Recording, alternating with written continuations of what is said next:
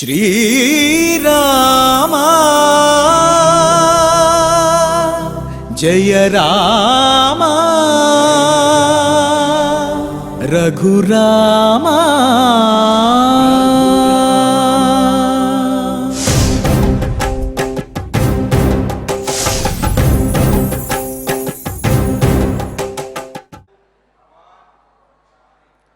ओं नमो वेंकटेशाय।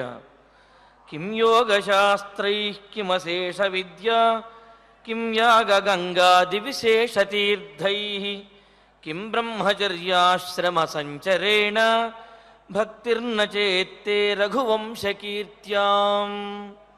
యోగశాస్త్రాది అశేష విద్యలను గంగాది విశేష తీర్థములను బ్రహ్మచర్యాశ్రమాది నిష్టలను ఆచరిస్తే ఎంత పుణ్యము వస్తుందో రామనామాన్ని జపించిన రామభక్తితో ఉన్న అంత పుణ్యము వస్తుంది. రామభక్తి లేనిదే మిగతావన్నీ ఉన్నప్పటికీ కూడా అంత ప్రయోజనము లేదు అని పెద్దలు మనకు తెలియజేస్తున్నారు. కావున ఆ రామచంద్రమూర్తికి భక్తితో నమస్కరిస్తూ వెంకట రాఘవుని యొక్క కృపతోటి భక్తులందరూ కూడా సకల సంపదలతోటి వర్ధిల్లాలి అని ఆకాంక్షిస్తూ తిరుమల తిరుపతి దేవస్థానం వారు స్వామివారి సమక్షంలో నిర్వహిస్తున్నటువంటి సకల సంపత్ప్రదమైన శ్రీమద్ రామాయణం బాలకాండ ప్రవచన పారాయణ కార్యక్రమంలో నేటికి మనం 590వ రోజులో ప్రవేశించాము. మరి స్వామివారిని మనం ప్రార్థించవలసినది ఒకటే, స్వామి ఏమరపాటులో మేము నిన్ను మర్చిపోయినప్పటికీ నీవు మాత్రం మమ్మల్ని విడవవద్దయ్యా అని స్వామిని ప్రార్థించాలి. మరి ఆ విధమైనటువంటి అన్నమాచార్య సంకీర్తన శ్రీ గరిమెళ్ళ బాలకృష్ణ ప్రసాద్ గారు తిరుమల తిరుపతి దేవస్థానం ఆస్థాన విద్వాంసులు వారు ఆలపించినటువంటి సంకీర్తన ఆలకిద్దాము. ఓం నమో వెంకటేశాయ. శరణాగతితోటి నమస్కరిస్తూ నన్ను విడవకుండా కాపాడవలసినటువంటి బాధ్యత నీదేనయ్యా అని చెప్పి స్వామిని ప్రార్థించినటువంటి చక్కటి సంకీర్తన విన్నాము. మరి అటువంటి కరుణామయుడైనటువంటి భక్తవత్సలుడైనటువంటి స్వామివారి యొక్క కృపతోటి బాలకాండ పారాయణ కార్యక్రమాన్ని ప్రారంభించుకుంటూ శ్రీ గురు ధ్యానపూర్వకంగా అందరము కలిసి సంకల్పవాక్యాలను పఠించుకుందాము. ఓం నమో వెంకటేశాయ. శ్రీ గురు ధ్యానం. గురుర్బ్రహ్మ గురుర్విష్ణు గురుర్దేవో మహేశ్వరః గురుః సాక్షాత్ పరం బ్రహ్మ తస్మై శ్రీ గురవే నమః. శ్రీనివాస ధ్యానం. శ్రీ వెంకటాచలాధీశం శ్రియాధ్యాసిత వక్షసం శ్రితచేతన మందారం శ్రీనివాసమహం భజే. అథ సంకల్పః. శ్రీమదాదివరాహ క్షేత్రే విరాజమానస్య శ్రీ పద్మావతీ జానేః అఖిలాండకోటి బ్రహ్మాండ నాయకస్య శ్రీరామచంద్ర రూపాంతరస్య భగవతః శ్రీ వెంకటేశ్వర స్వామినః సన్నిధౌ హనుమత్ సీతా లక్ష్మణ భరత శత్రుఘ్న పరివార సమేత శ్రీరామచంద్ర పరబ్రహ్మణః పరిపూర్ణానుగ్రహేణ అస్మిన్ భువనే అతిశీఘ్రమేవ విశూచికాగ్రిమేః వినాశనార్థం భారతవర్షస్య అభివృద్ధౌ నిమగ్నానాం విద్యా విత్త వాణిజ్య కృషి వైద్య వైజ్ఞానిక దేశ రక్షణాది రంగేషు విద్యమానానాం ఆస్తిక మహాజనానాం సర్వేషాం సకుటుంబానాం ఆయురారోగ్యైశ్వర్య సద్బుద్ధి ఇత్యాది సర్వశుభఫల ప్రాప్త్యర్థం తేషాం సర్వతోముఖాభివృద్ధి ద్వారా శ్రీరామరాజ్యస్య పునర్వ్యవస్థాపనార్థం అనూఢానాం శీఘ్రమేవ వివాహసిద్ధ్యర్థం దంపతీనాం అనుకూల దాంపత్య సిద్ధ్యర్థం సంతానార్థినాం శీఘ్రమేవ సత్సంతాన ప్రాప్త్యర్థం తతః పితృదేవతా ప్రీత్యర్థం గో సంరక్షణార్థం చ సకల సంపత్ప్రదే శ్రీమద్వాల్మీకి రామాయణాంతర్గతే బాలకాండే యథాశక్తి శ్లోకవ్యాఖ్యాన పురస్సరం 370తమ సర్గ శ్లోక పారాయణం తథా శ్రీధన్వంతరి మంత్ర పారాయణం చ అన్యోన్య సాహాయ్యేన ఆచార్య ముఖేన కరిష్యామహే. శ్రీ వాల్మీకి ప్రార్థన. వాల్మీకిర్ముని సింహస్య కవితావనచారిణః శృణ్వన్ రామకథానాదం కో న యాతి పరాంగతిం. శ్రీ ఆంజనేయ ప్రార్థన. యత్ర యత్ర రఘునాథ కీర్తనం తత్ర తత్ర కృతమస్తకాంజలిం బాష్పవారి పరిపూర్ణలోచనం మారుతిం నమత రాక్షసాంతకం. శ్రీరామాయణ ప్రార్థన. వేద వేద్యే పరే పుంసి జాతే దశరథాత్మజే వేదః ప్రాచేతసాదాసీత్ సాక్షాద్ రామాయణాత్మనా. శ్రీరామ ప్రార్థన. ఆపదామపహర్తారం దాతారం సర్వసంపదాం లోకాభిరామం శ్రీరామం భూయో భూయో నమామ్యహం. శ్రీరామచంద్ర పరబ్రహ్మణే నమః. అథ శ్రీమద్ రామాయణే బాలకాండే 370తమః సర్గః. శ్రీ గురుభ్యో నమః. శ్రీ వెంకటేశ చరణౌ శరణం ప్రపద్యే. శ్రీరామాయ నమః.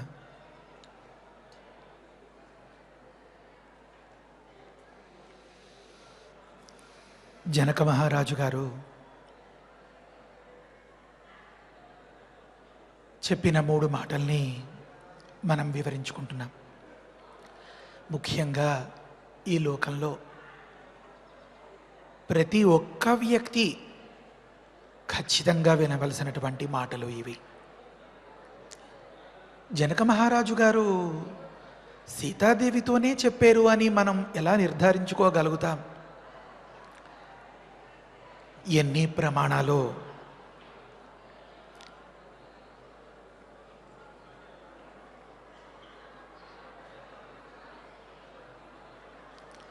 ఏవం ఋత్విక్ ఉపాధ్యాయై సహ మా ముక్తవాన్ పితా సీతయాపి ఉపవస్తవ్యా రజనీయం మయా సహ ఏవం ఋత్విక్ ఉపాధ్యాయై సహ మా ముక్తవాన్ పితా. ఒక మాట ప్రమాణం లేకుండా చెప్పడానికి మనసొప్పదు. అలా పరిశీలిస్తూ ఉంటే రామయ్యే కొన్ని అంశాలను అలా మనకి కనబరుస్తూ ఉంటాడు. ఎంత ఆనందంగా ఉంటుందంటే ఆ సందర్భంలో చెప్పలేనంత. ఈ చోట్లో కూర్చుని ఒక మాట మాట్లాడాలంటే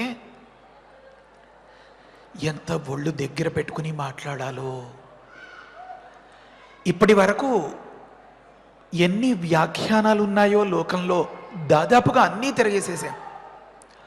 ఎంతమంది ప్రవచనం చెప్పారో చిట్ట చివరికి తమిళ్ హిందీల్లో కూడా ఏదో కూడబలుక్కుని తెలిసిన వారిని దగ్గర పెట్టుకుని కుస్తీ పట్టి కసరత్తు చేసి అవన్నీ కూడా వినేశాం. కానీ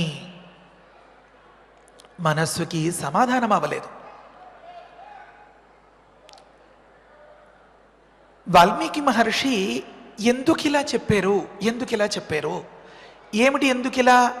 ఇయం సీత మమ సుత సహధర్మచరీతవ అని చెప్పి రాముడికే నా కూతురు పతివ్రతయ్య, నా కూతురు గొప్ప భాగ్యవంతురాలు, నా కూతురు గొప్పగా నీకు సహకరిస్తుంది, నా కూతురు నీకు నీడలా వెన్నంటి ఉంటుంది అని రాముడికి చెప్పాలనుకున్నారా?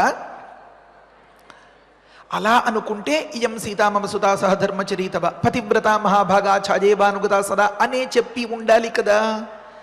ఎందుకు ఇలా చెప్పారు?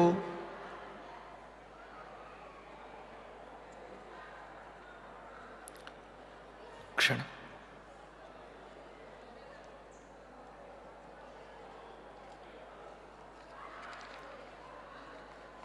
వాసుదేవ పరిశీలిస్తే స్కంద పురాణంలో ఒక మాట దొరికింది. పెళ్లి చేసి ఒక అయ్యే చేతిలో పెట్టాలి అనుకునేటటువంటి వ్యక్తి పేరెంట్స్ తన పిల్లకి కొన్ని రకాల హితవులు చెప్పి బోధించి పంపించాలి.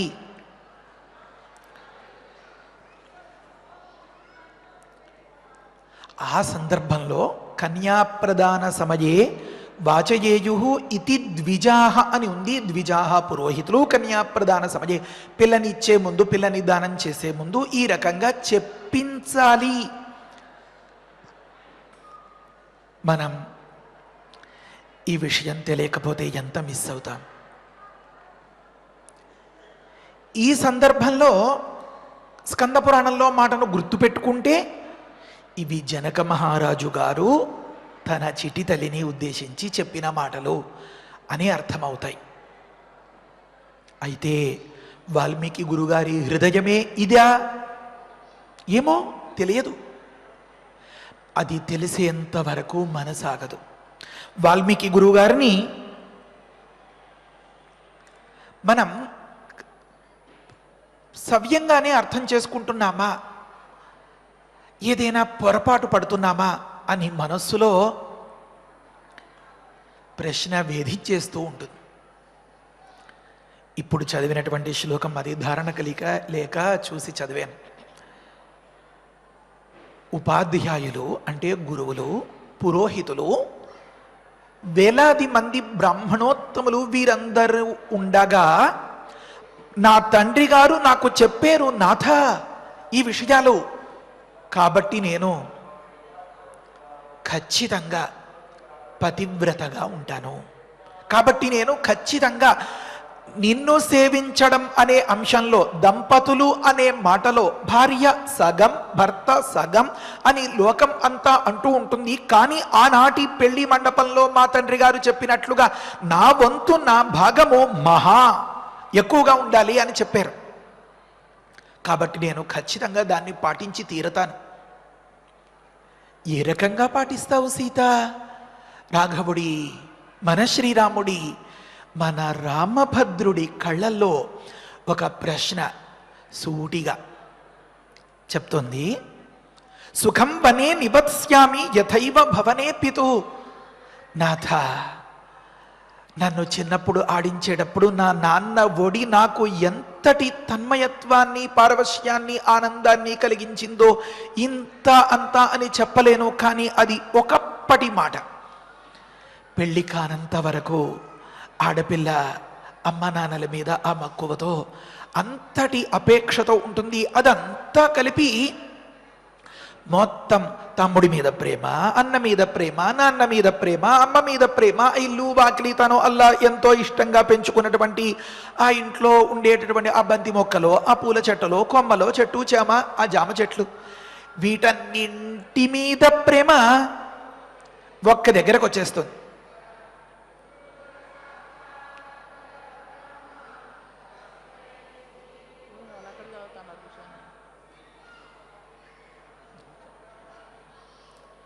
ఆ సందర్భంలో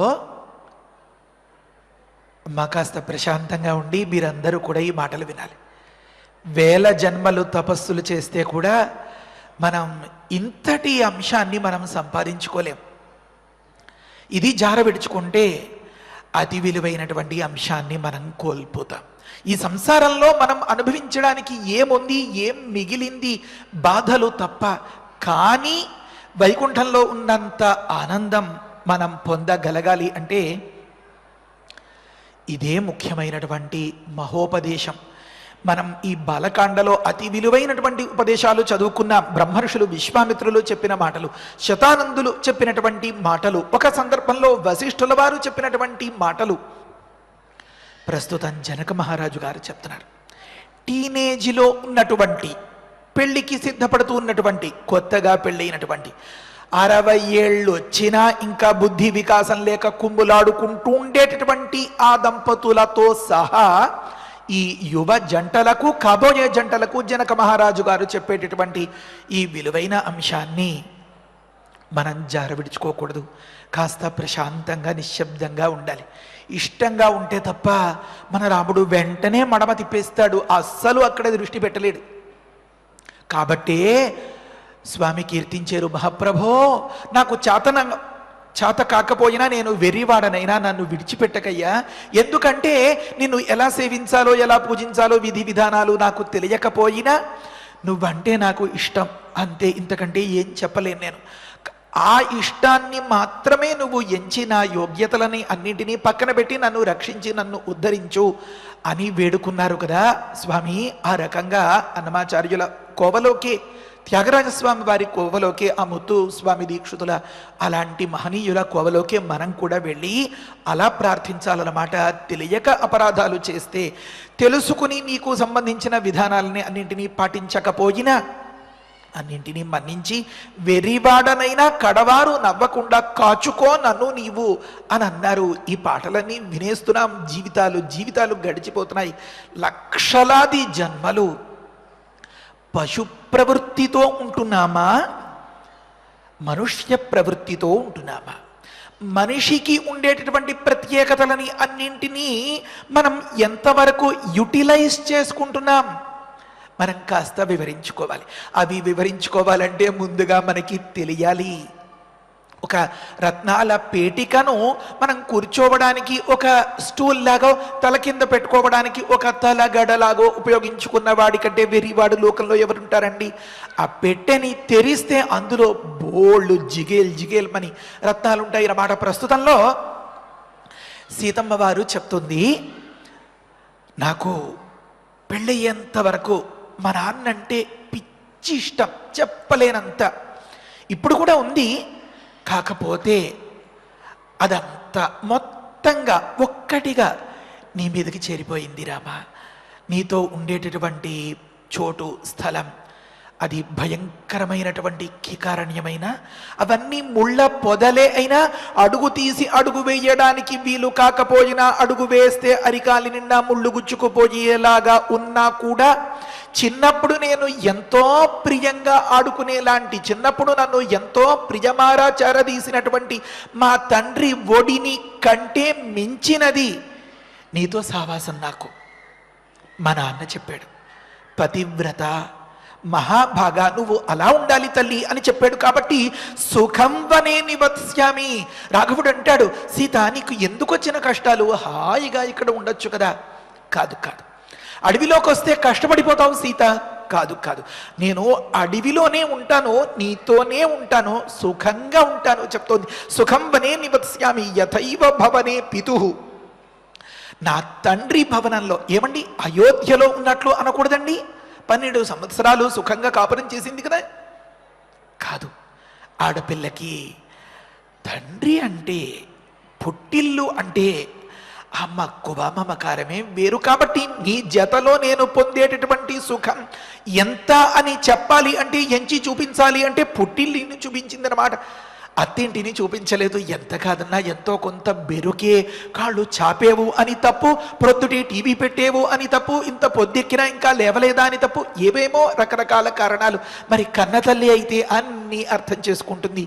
పాపం రాత్రి పొద్దుపోయిందేమో, సరిగా నిద్ర పట్టలేదేమో, లేకపోతే ఏదో ఇంపార్టెంట్ అయినది చూసుకుంటోందేమో అని చెప్పి అలా ప్రతి ఒక్క దగ్గర అర్థం చేసుకోవడం అనేది పుట్టింట్లో, అత్తింట్లో అవన్నీ ఎక్కడ కుదురుతాయండి? షరతులు, కండిషన్స్, వగైరాలు, భేషజాలు, లేకపోతే ఇంకా వగైరా. అలాంటి సందర్భాల్లో నీతో నాకు చాలా సుఖం అని చెప్పడానికి సీతమ్మ పుట్టింటిని చెప్పింది అన్నమాట. ఆ పుట్టింటిలోకెల్లా ఆ నాన్న ఒడిలో పడుకోబెట్టి ఆడించినటువంటి, ఆ ఊపినటువంటి, ఆ కథలు చెప్పినటువంటి ఆ సన్నివేశాలు, నాన్న కేసి చూస్తూ ఆ కథలు వింటూ అమ్మ చెప్పే ఆ ముద్దలు తింటూ ఉన్నటువంటి క్షణాలు మర్చిపోగలుగుతుందా ఆడపిల్ల? యథైవ భవనే పితుః. అలా అయితే ఇప్పుడు నువ్వు అవన్నీ తలుచుకున్నావా? నాన్న దగ్గర, అమ్మ ఒడిలో, అమ్మ చెప్పే అమ్మ పెట్టేటటువంటి ముద్దలు తింటూ, నాన్న దగ్గర పుట్టింట్లో పొందేటటువంటి సుఖాలు, అవన్నీ నాకిప్పుడు అవేవీ జ్ఞాపకం రావట్లేదు రామా. మా నాన్న చెప్పాడు, పతివ్రత మహాభాగ ఛాయేవ అనుగత సదా అని చెప్పాడు మా నాన్న. కాబట్టి అచింతయంతి త్రీన్ లోకాన్, పుట్టింటితో సహా ముల్లోకాల్ని కనీసం తలవను కూడా తలవను రామా. నీ జతలో ఉండి, నీ చెయ్యి పడితే నీతో కలిపి అడుగులు వేస్తూ ఉంటే సుఖంగా ఉంటాను రామా, నన్ను కూడా నీతో తీసుకెళ్ళవా ప్లీజ్ అంటుంది. చెప్తుంది అక్కడ, అచింతయంతి త్రీన్ లోకాను చింతయంతి పతివ్రత పతివ్రతం, నా భర్తయే నాకు అన్ని విధాలా ఎక్కువ అనే అంశాన్ని ఆనాటి పెళ్లి పీటల మీద ఆ సుముహూర్తపు సమయం దగ్గర పడుతున్న సందర్భంలో మా నాన్న చేసినటువంటి ఆ ఉపదేశాన్ని తలుచుకుంటూ ఇక్కడ పడుకోవడానికి ఓ పరుపు లేదు అని ఎంచను రామ, ఇదంతా ముళ్ళబాట అని అనుకోను రామ, నాకు అలాంటి సుఖం లేదు ఇలాంటి సుఖం లేదు అనుకోను రామ, నీతో ఉంటేనే చాలు అనుకుంటాను రామ, ఎందుకంటే చింతయంతి పతివ్రతం మా నాన్న చెప్పాడు కాబట్టి. ఈ మాటలను గమనిస్తే ఎవరు ఎవరికి చెప్పినట్లు జనక మహారాజు గారు చెప్తున్నారు. పతివ్రత మహాభాగా చాయేవానుగత సదా. మనం ఏమని వ్యాఖ్యానం చేసేం, ఇవి జనకులు జానకమ్మని ఉద్దేశించి చెప్పిన మాటలు అని వ్యాఖ్యానం చేశాం. దీనికి మూలం ఏమి మనకి అంటే స్కంద పురాణంలో కన్యాప్రదాన సమయే వాచయేయు ఇమాన్ ద్విజాహ, పురోహితులందరూ ఆ కన్యాదానం చేసేటప్పుడు ఆ తండ్రి గారు అలాంటి పేరెంట్స్ చేత ఆ పిల్లకి మంచి హితవు చెప్పి ఏ రకంగా దాంపత్య జీవనం ఉండగోరుతున్నారో దానికి సంబంధించిన పునాదులు వేసి అప్పుడు కన్యాదానం చేయమని చెప్పారు. హిందూ వివాహ సంస్కృతి ఎంత గొప్ప సంస్కృతి ఉందండి.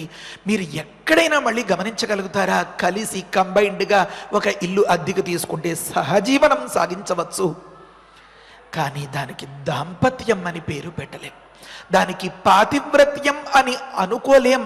తాత్కాలికంగా కొద్ది రోజులు ఒక రకమైనటువంటి ఆకర్షణ ఉండవచ్చు, లేదా ఇంకా ఎక్కడైనా ఆ దాంపత్యం మాధుర్యం మధురిమ తొంగి చూసే జంటలని మనం చూస్తాము అంటే ఏనాడో ఏ పెద్దలో సంస్కారంతో పద్ధతిగా వివాహం చేసుకుంటే ఈ పిల్లలకి సంస్కారం లేకపోయినా కూడా ఆ పెద్దలకి ఉండే సంస్కారం వల్ల యథాయుక్తో వివాహ తథాయుక్త ప్రజా భవతి అని ఆపస్తంభ మహర్షి అన్నట్లుగా వీరు ఇద్దరు ఆధునిక భావాలతో ఒకలా కంబైన్డ్గా కాపురాలు పెట్టిన ఆ పెద్దలకి జరిగిన వివాహ సంస్కారం వల్ల ఉత్తమ విధానంలో వివాహం జరగడం వల్ల ఆ ఫలితం ఆ వాసన అంటారు కదా అది వీరికి కూడా ఉండి అప్పుడు ఏకాభిప్రాయం, అప్పుడు ఐకమత్యం, అప్పుడు అన్యోన్యత, అప్పుడు ఆదర్శ దాంపత్యం, అప్పుడు పరస్పరానురాగం, అప్పుడు నాకంటే నువ్వే ఎక్కువ అనే భావం, నువ్వే కావాలి నాకు అనే భావం అవి కలుగుతాయన్నమాట. అవి ఈ హిందూ వివాహ సంస్కారంలోనే కలుగుతాయి. మనం గతంలో కూడా అనుకున్నాం, వాత్స్యాయన మహర్షి చెప్పారు అని. ప్రాయేణ అగ్నిసాక్షికా హి వివాహా న నివర్తంతే ఇది ఆచార్య సమయ అని. అగ్నిసాక్షిగా జరిగిన పెళ్ళిళ్లలో ఈ అన్యోన్యత కొరబడదు, లోపించదు. కష్టాలు పడచ్చు, చాలా కష్టాలే పడచ్చు, పెద్దగా సుఖాలు పొందలేకపోవచ్చు, కానీ తృప్తికి మాత్రం స్థిరమైనటువంటి నివాసం, శాశ్వతమైనటువంటి నిలయం ఉత్తమ వివాహ విధానంలో ఒక్కటైనటువంటి దంపతుల దగ్గర మాత్రమే మనం చూడగలుగుతాం. గమనించండి, పాత కథలు 60 ఏళ్ళో 70 ఏళ్ళో 80 ఏళ్ళో వచ్చేసిన తర్వాత నెమ్మదిగా ఆ బామ్మగారు ఒక్కొక్కటి వివరించి చెప్తూ ఉంటే మన వాళ్ళకి మనవరాళ్ళకి, మీ తాతతో ఎన్ని పడ్డన్రా నేను, ఎన్ని కష్టాలు రా, అలా ఉండేవాడు ఇలా ఉండేవాడు, ఇలా చేసేవాడు అలా చేసేవాడు. కానీ అప్పటి వరకు ఎప్పుడైనా పెదవి విప్పిందా ఆ బామ్మ? ఇప్పుడు ఈ పిల్లలు ఏదో మొగుడొకసారి కసురుకున్నారని రయ్యమని ఎగురుకుంటూ పుట్టింటికి వచ్చేస్తే కాస్త వారిని సముదాయించడానికి, అమ్మా జీవితం అంటే ఈ రకంగా ఉంటుంది, అంత నల్లేరు కాడ మీద బండిలాగా ఏదో ఒక 6 వేలో ఒక పెద్ద కొత్త కారులో ఓడలాంటి కారులో వెళ్ళిపోతున్నట్లుగా ఉండదు, ఒడిదుడుకులు ఉంటాయి సంసారం అన్న తర్వాత అని విడమరిచి చెప్పడం కోసం పెదవి విప్పింది. కానీ ఈ బామ్మగారు అమ్మమ్మ గారు ఎప్పుడైనా బజారుకి ఈడ్చిందా భర్తని? ఈడ్చదు. ఎందుకని? నచ్చని చోట ముళ్ళు గుచ్చుకుంటూ ఉంటే క్షణకాలమైన కాపురం చేయగలుగుతుందా? చేయలేదు. మరి ఈ భర్త ఇటువంటి వాడైనా కూడా 80 ఏళ్ళు సంసార జీవితం, ఏదో 60 ఏళ్ల సంసార జీవితం, ఏదో సిల్వర్ జూబ్లీ అవన్నీ గోల్డెన్ జూబ్లీ ఏవేవో చెప్తూ ఉంటారు కదా, 25 ఏళ్ళయింది పెళ్ళయి అవని. ఎలా సాగింది ఆ కాపురం అంటే తృప్తి వల్ల, అర్థం చేసుకోవడం వల్ల ఆనాటి ఆ జనక మహారాజు గారు ఆ సీతమ్మకి చెప్పగా ఆ సీతమ్మ తరువాతి రోజుల్లో మొత్తం అవతార పూర్తయ్యేంత వరకు రామచంద్రమూర్తి పట్ల ఏ రకంగా ఉందో బహుశా ఇలాంటి కథలు చిన్న చిన్నగా గోరుముద్దలు తినిపిస్తూ చిన్నప్పటి నుంచి ఆ ఆడపిల్లలకి ఆ మగపిల్లలకి అంతగా మంచిగా నేర్పించడం వల్ల వారి నరాన జీర్ణమైపోయి ఈ సీతమ్మ తాలూకు సాధ్వీతనం పాతివ్రత్యం వంట పట్టేసి కష్టాల్ని లెక్క చేయకుండా మంచిని మాత్రమే ఎంచుకుంటూ ఆ భర్తతో కలిసి అర్థం చేసుకుంటూ తగినంత సందర్భంలో విడమరచి చెప్పుకుంటూ గడుపుకోవడం వల్ల గుంభనంగా గుట్టుగా ఉండడం వల్ల 25 సంవత్సరాలు పెళ్లి రోజులు 50 సంవత్సరాలు పెళ్లి రోజులు కూడా జరుపుకునేవారు ఉంటారు. 50 సంవత్సరాలు పాత రోజుల్లో చిన్నప్పటి పెళ్ళిళ్ళు కదా, వాళ్ళకి ఎప్పుడైనా సంభవించవచ్చు. కాబట్టి అవన్నీ తటస్థిస్తాయి అన్నమాట. నివర్తంతే, అవి వెనక్కి వెళ్ళిపోవు అన్నమాట. ఫెయిల్యూర్స్ అనేవి ఉండవన్నమాట. ఏకపత్ని వ్రతులుగా ఉంటారన్నమాట వారందరూ. కాబట్టి సీతాదేవి చెప్తోంది, సుఖం వనే నివత్స్యామి యథైవ భవనే పితు. నీ జతలో ఉంటే అది ముళ్లతో పొదళ్లతో వాటితో ఉండేటటువంటి కీకారణ్యమైన కూడా మా నాన్న జతలో, నా అన్న పొడిలో, పుట్టింట్లో ఉన్నంత సుఖం ఆనందం నేను అనుభవిస్తాను. ఎందుకంటే చింతయంతి పతివ్రతం, నువ్వు పతివ్రతగా ఉండమ్మా అని చెప్పి మా నాన్న కన్యాదానం చేసాడు కనుక ఆ అంశాన్ని గుర్తుపెట్టుకుంటూ ఉంటాను అనే మాట స్కాంద పురాణం వల్ల మనం ఇలా వ్యాఖ్యానం చేసుకోవడానికి ఒక దోవ దొరికితే దాన్ని దృఢం చేసేటటువంటి మాట కదా. వాల్మీకి గురుగారే చెప్పారు కదా ఈ అంశాలు. తరువాతి మాటల్లో కూడా ఇందాక నేను చదివాను కదా, మనకి అన్నింటికీ ఇదే ఆధారం.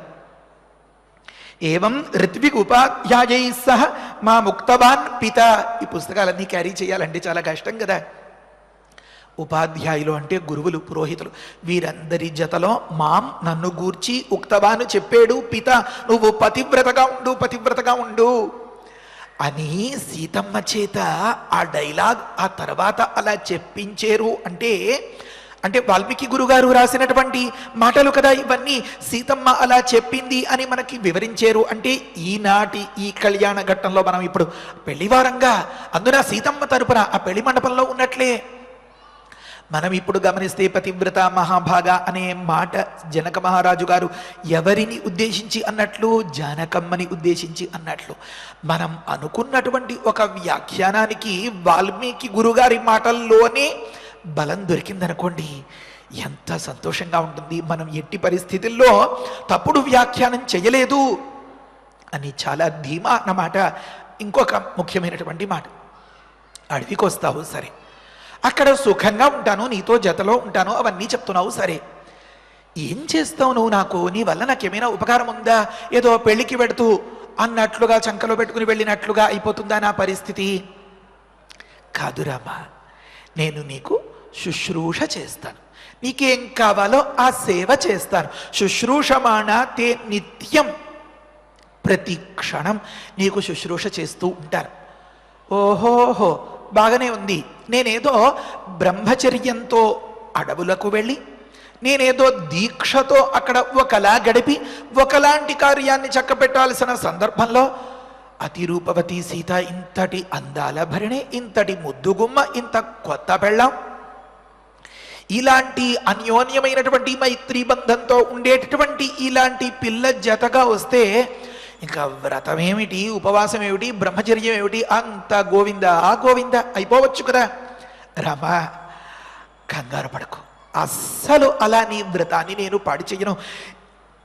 నియత బ్రహ్మచారిణి శుశ్రూషమాణ. గమనించండి, అయోధ్యకాండలో ఆఖరికి చివరి అయోధ్యకాండలో ఆఖరికి వస్తుందన్నమాట ఈ మాట. శుశ్రూషమాణా తే నిత్యం నియతా బ్రహ్మచారిణి. స్వామి అవసరం కదా అని తర్వాత కొన్ని విషయాలు చెప్పాల్సి వస్తుంది. నేను చాలా నియమాలతో ఉంటాను, నేను బ్రహ్మచర్య వ్రతం పాటిస్తూ ఉంటాను. శుశ్రూషమాణా తే నిత్యం నియతా బ్రహ్మచారిణి సహరం స్యేత్వయా వీర. ఓ రఘువీర, నీతో కలిపి రమిస్తాను. బ్రహ్మచారిణి అంటుంది, నేను నియమంతో నిష్ఠతో ఉంటానంటుంది, నీతో కలిపి రమిస్తానంటుంది. ఇదేం విడ్డూరం అండి! బాహ్యమైనటువంటి భోగాలకి తావులేదండి. ఆదర్శ దాంపత్యంలో అన్యోన్యత దగ్గర నిజమైన నిక్కచ్చైనటువంటి సఖ్యం మైత్రి అని ఎక్కడ ఉంటుందో అక్కడ ఫిజికల్గా చేరువవడం అనేది ఆ తుచ్చమైన నీచమైన అల్పమైన క్షణికమైన అంశాలను అధిగమించిన ఒకానొక పార్వతీ పరమేశ్వర తత్వం ఉంటుందండి, ఒకానొక సీతారామ తత్వం ఉంటుందండి, ఒకానొక శ్రీ మహాలక్ష్మి శ్రీ మహావిష్ణువు అలాంటి మహనీయుల యొక్క తత్వం ఉంటుందండి, ఒక లక్ష్మీ నరసింహ యొక్క తత్వం ఉంటుందండి. అక్కడ తొడ మీద కూర్చోపెట్టుకుని భుజం మీద చుట్టూతా చెయ్యి వేసి ఆ రకంగా ఉండేటటువంటి ఆ దేవతా ధ్యానాలను చేసేటప్పుడు అసలంతెందుకు దేవతా దర్శనం కోసం మనం దేవాలయాల దగ్గరికి వెళ్ళినప్పుడు ఎలాంటి మూర్తులు మనకి దర్శనమిస్తాయండి. అవన్నీ ఒకలాంటి బొమ్మల కానే కాదు, అందులో సృష్టితత్వం ఎంత గొప్పగా ఉందో దాన్ని అంతని కనబరచడం కోసం మానవులకు కూడా ఇది సాధ్యమే సుమా అని చెప్పి వివరించడం కోసం ఇక్కడ చెప్తున్నారు ఈ మాట. నేను బ్రహ్మచారిణిగా ఉంటాను, నీతో కలిపి రమిస్తాను అని చెప్తోంది అన్నమాట. సహ రంస్యే త్వయా వీర.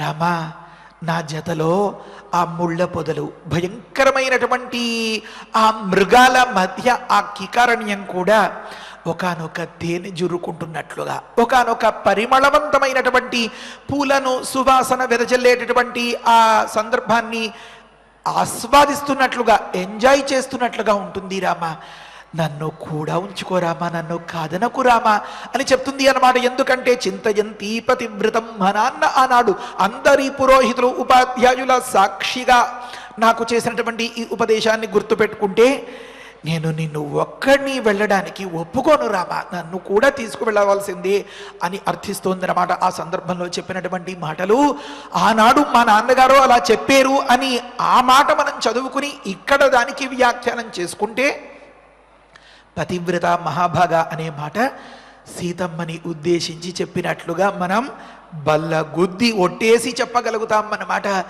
ఇది ఇందులో ఉండేటటువంటి రహస్యార్థం వాల్మీకి గురుగారి అంతరంగం. ఇంకొక చిన్న మాట చెప్పి నేను ముగిస్తాను. అంటే సీతాదేవి నిజంగా ఆ తండ్రి గారు చెప్పినటువంటి ఆ మాటకు అలా కట్టుబడిపోయి పతివ్రత అంటే ఎలా ఉండిపోయిందో, సీతాదేవి అంతల్లా ఉండిపోవడం వల్ల రామచంద్రమూర్తి మనస్సులో ఎంత గొప్పగా గూడు కట్టుకుందో. అసలు ఆడవారు ఎలా ఉంటారు సహజంగా ఇన్ జనరల్ అంటారు కదా, సాధారణంగా వారి నైజం ఎలా ఉంటుంది, కానీ సీతమ్మలో ఉండేటటువంటి ప్రత్యేకతలు ఏవో మనం చాలా గొప్పగా ఉండి నిజంగానే మన భర్త పట్ల మనం పతివ్రతగా ఉండి మనల్ని కన్నవారికి, మనం కన్నవారికి, మనల్ని కట్టుకున్న వారికి, మనల్ని చూసిన వారికి, మనల్ని తలుచుకున్న వారికి అందరికీ కూడా సకల శుభాలు కలిగించేంత పాత్రలో ఉండాలి అని ఆశపడేటటువంటి ముత్తైదువు నేర్చుకోవలసినటువంటి అంశాలు ఏమో కొత్త పెళ్లి కూతురు వాటిని కొద్దిగా వివరించుకోవాలి. నేను తరచూ మాట తప్పుతున్నాను, నిన్నటి రోజున అన్నాను, ఈ రోజుతో ముగించేద్దామని సమయం మించిపోయింది. మరి తరువాతి కొన్ని మాటలు మరుసటి రోజు చెప్పుకుని యథావకాశంగా పూర్తి చేసుకుందాం. ప్రస్తుతంలో సీత, నువ్వు కొండల్లో గుట్టల్లో అక్కడి దగ్గరకు వస్తే ఏం చేస్తావు నువ్వు నాకు అంటే చెప్తుంది, రామా నీకు స్నానానికి సమయం అయిందనుకో, నేను కూర్చోపెట్టి వీపు రుద్ది నీళ్లు పోస్తాను రామ. నీకు ఆకలేస్తుందనుకో, నేను పళ్ళు తెచ్చి రుచి చూసి ఆ తొక్కలు అవన్నీ వాటిని ఒలిచి అందంగా ఏ కమలాఫలమో ఉందనుకోండి ఏసులంతా తీసి ఒప్పిడిగా ఆ ముత్యాలు మాత్రమే బయటపడేలాగా ఆ గింజలన్నీ తొలగించి ప్రియంగా ఆ భర్తకి పెట్టేటటువంటి దాంపత్య మాధుర్యాన్ని మనం లోకంలో అక్కడక్కడ చూస్తూ ఉండగలుగుతాం కదా.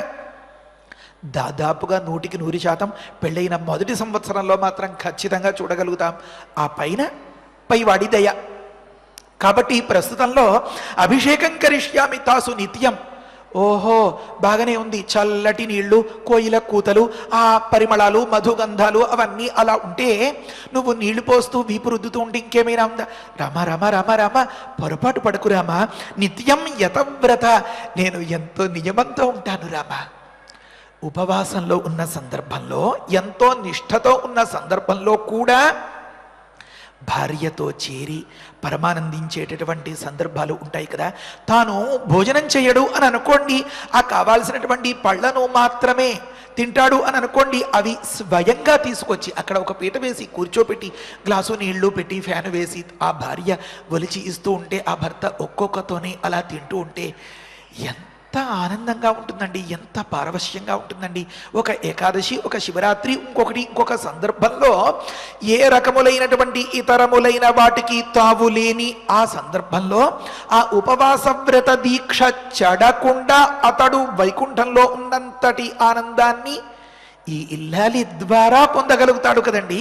తాను కొనుక్కుని తిన్నదానికంటే తన ఇల్లాలి చేతి ద్వారా వచ్చింది మీకందరికీ తెలియాలని, కనెక్ట్ అవ్వాలని, మీరందరూ సింక్రనైజ్ అవ్వాలని అనే మాట పీచు మిఠాయి సామెత మీకు గుర్తుంది కదా. అది ₹1 నువ్వు కోరికి ఇస్తే దాని విలువ ₹1,00,000 అంటారు కదా. వారి జతలో ఉండేటటువంటి ఆనందం వల్ల వస్తువు విలువ అలా పెరిగిపోతుందన్నమాట. కాబట్టి ఇల్లాలు స్వయంగా శుశ్రూష చేస్తూ అలా ఒలిచి తాను పరిశీలించి గమనించి ఈ పండు బాగా ముగ్గింది, ఇది బాగా రుచిగా ఉంటుంది అని చెప్పి తినిపించేటటువంటి ఇచ్చేటటువంటి ఆ సందర్భంలో చెడు భావాలకి తావు లేదు కదా, వ్రతం చెడదు కదా, నిష్ఠ ఎప్పటికీ పోదు కదా. కాబట్టి నేను బ్రహ్మచారిణిగా ఉంటూ, నేను పతివ్రతగా ఉంటూ, నేను నియతంగా ఉంటూ అంటే నియమంతో ఉంటూ నీకు ఆనందాన్ని కలిగిస్తాను రామా, నీకు సేవ చేస్తాను రామా, నీకు శిష్యురాలును రామా, నన్ను కదనకు రామా, నీతో కూడా ఉంటాను రామా, మా నాన్న చెప్పాడు రామా అని చెప్పి ఒప్పించిన తీరు చాలా ఆదర్శం అన్నమాట. రాముడు కరిగిపోతాడు ఈ మాట వినేటప్పటికీ.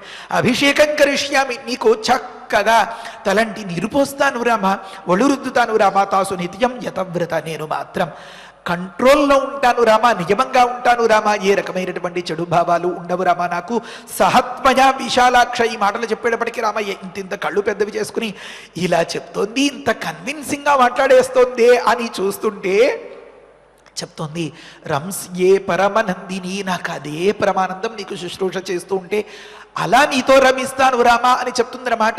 దీనికి అంతకీ కారణం ఆ తండ్రి గారు చెప్పినటువంటి ఆ మాటలు. పతివ్రత మహాభాగా ఛాయేవ అనుగత సదా, ఇవి తలుచుకుంటే చాలు మన జీవితాలు ధన్యమైపోతాయి. మనం పొందవలసింది ఏమో, మనం కోల్పోతున్నది ఏమో బాగా తెలుసుకోగలుగుతాం. ఇవి గుర్తించిన నాడు మనందరం కూడా సీతారాములంతటి పరమానందాన్ని అనుభవించగలుగుతాం. పూరి గుడిసెలోనైనా గుమాస్తాగిరి మాత్రమే చేసుకుంటూ ఉన్నా కూడా. కాబట్టి అలాంటి ఇరుకిళ్లలో ఉంటున్న విశాలమైనటువంటి హృదయాన్ని ప్రసాదించి ఏ కల్మషమూ లేని పవిత్రమైన ప్రేమతో పెనిమిటి పట్ల ఇల్లాలి పట్ల ఆ స్వామి అంతటి అన్యోన్యతతో ఉన్నటువంటి వారిని చూస్తున్నటువంటి ఈ లోకాలు, వారికి పుట్టేటటువంటి ప్రజలు, కన్నవారు అంతటా సీతారాముల్ని తలుచుకుంటే ఎంత ఆనందమో అంత ఆనందాన్ని కలిగేలాగా అనుగ్రహించమని శ్రీరామరక్ష హరజే నమః. స్వస్తి. ఆచార్యులు వారు చెప్పినటువంటి రసవత్తరమైన విషయాలను గుర్తుంచుకుంటూ శ్లోకాలను పారాయణం చేద్దాము. ఇయం సీతా మమ సుతా సహ ధర్మచరీతవా ప్రతీచ్ఛచైనాం భద్రంతే పాణిం గృహ్ణీష్వ పాణినా పతివ్రత మహాభాగా ఛాయేవానుగతా సదా ఇత్యుక్త్వా ప్రాక్షిపద్రాజా మంత్రపూతం జలం తదా సాధు సాధ్వితి దేవానాం ఋషీణాం వదతాం తదా దేవదుందుభిర్ఘోషః పుష్పవర్షః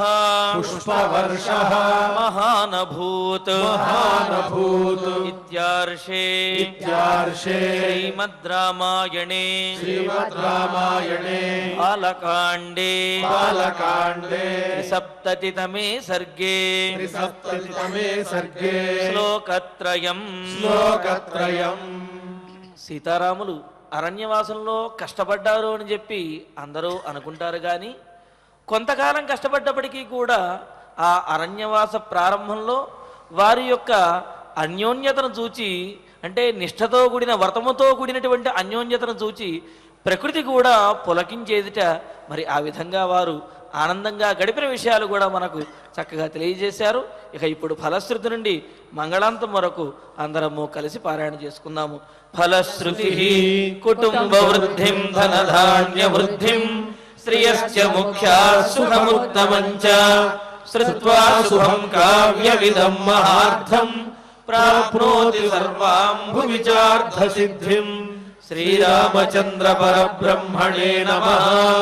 అథ ధన్వంతరి ధ్యానం అచ్యుతానంత గోవింద విష్ణో నారాయణామృత రోగాన్ మే నాశయాశేషాన్ ఆశు ధన్వంతరే హరే.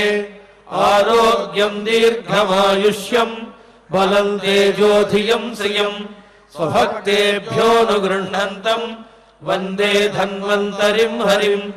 ధన్వంతరేరిమం శ్లోకం భక్త్యా నిత్యం పఠంతి యే అనారోగ్యం న తేషాం స్యాత్ సుఖం జీవంతి తే చిరం.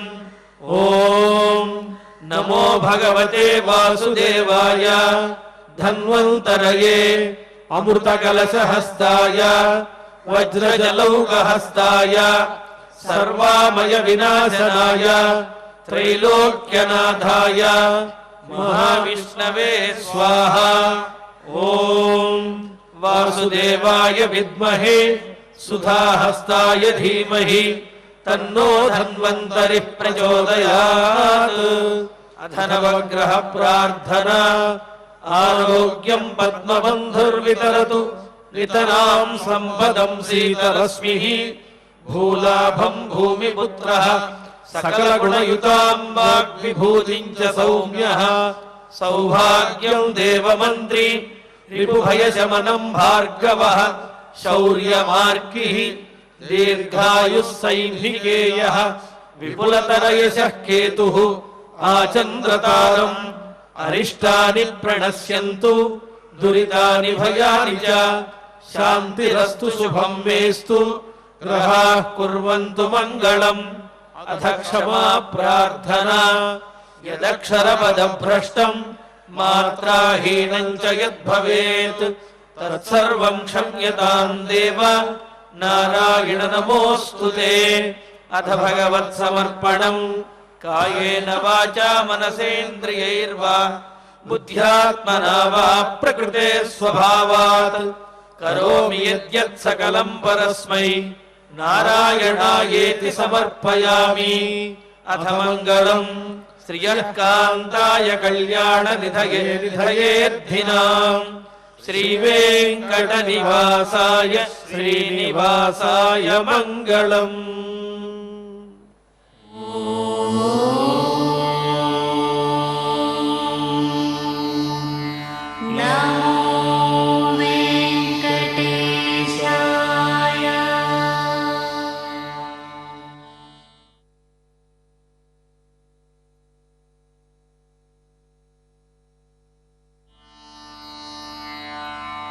Oh